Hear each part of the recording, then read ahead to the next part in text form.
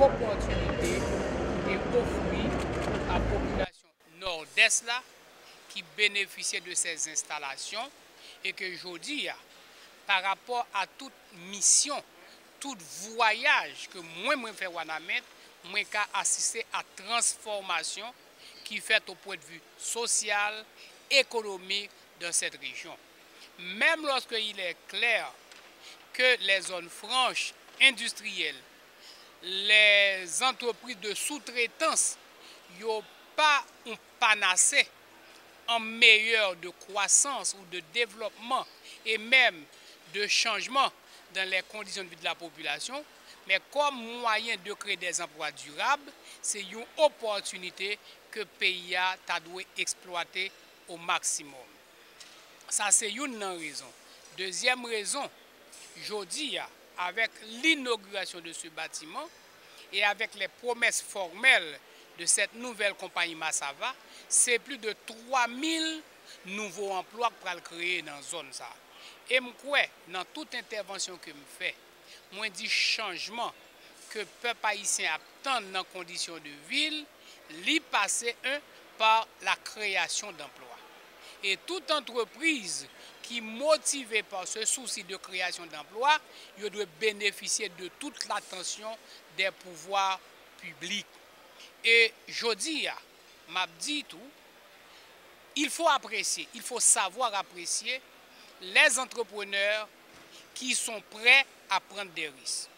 S'il y a un handicap aujourd'hui au développement de ce pays, s'il y a un handicap à la création de meilleures conditions de vie pour la population haïtienne, c'est la stabilité politique.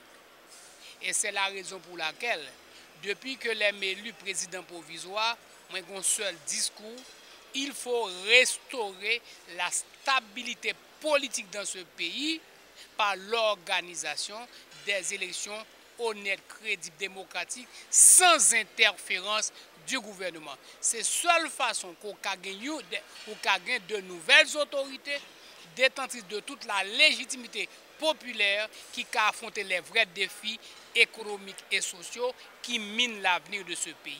Et c'est seulement en créant des conditions de stabilité politique que les investisseurs peuvent se sentir en confiance pour venir investir en Haïti. Et en 2002, lorsque nous avons pris décision pour nous encourager l'implantation de cette zone franche, le pays faisait face à une instabilité politique chronique. Et nous avons dit, si au beau milieu de cette instabilité, si des entrepreneurs comme les Dominicains ont accepté de prendre le risque d'investir en Haïti, c'est un signal donné aux autres qu'ils peuvent aussi venir investir en Haïti. C'est la raison pour laquelle, depuis ces 14 ans, en tant que citoyen haïtien, en tant que responsable politique, je n'ai jamais cessé d'encourager ces entrepreneurs à faire croître leurs établissements, à augmenter leur capital d'investissement dans le pays. Voici les deux principales raisons qui ont motivé ma présence à cette cérémonie d'inauguration.